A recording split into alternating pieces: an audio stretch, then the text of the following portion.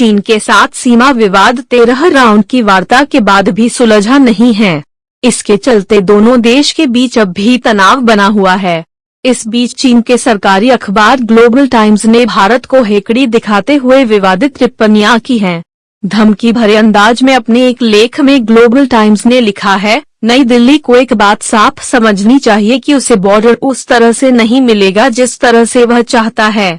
अगर भारत युद्ध शुरू करता है तो वह निश्चित तौर पर हार जाएगा।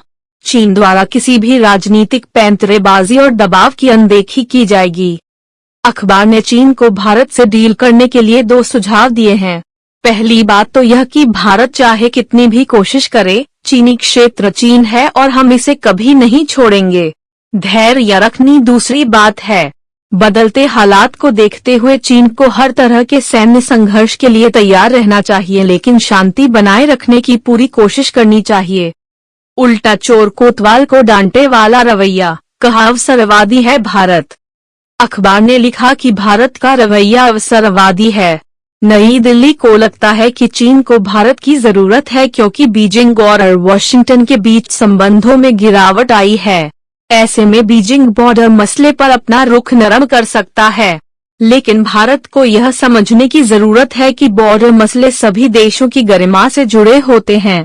अखबार ने कहा है कि सीमा विवादों के साथ ही भारत अक्सर अन्य मुद्दों पर भी अनुचित मांगे उठाता है।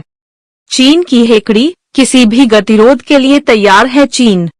अखबार ने कहा है कि गलवान घाटी का हिंसक संघर्ष इस बात का सबूत है कि कोई भी देश अपनी संप्रभुता की रक्षा करने से पीछे नहीं हटेगा।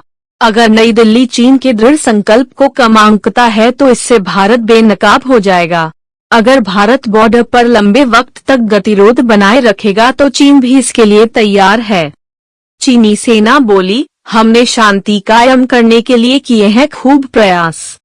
चीनी पीपल्स लिबरेशन आर्मी के वेस्टर्न थिएटर कमांड ने एक बयान में कहा है कि चीन ने सीमा की स्थिति को शांत करने के लिए जबरदस्त कोशिश किए हैं।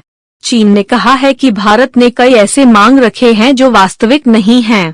इन कारणों से बातचीत में मुश्किलें आईं, लेकिन भारत ने लगातार कहा है कि चीन ने बॉर्डर स्थिति को बदलने की कोशिश की थी। गलवान में हुए हिंसक संघर्ष के बाद से दोनों देशों के बीच कोई खूनी लड़ाई नहीं हुई है, लेकिन बॉर्डर पर तनाव कायम है।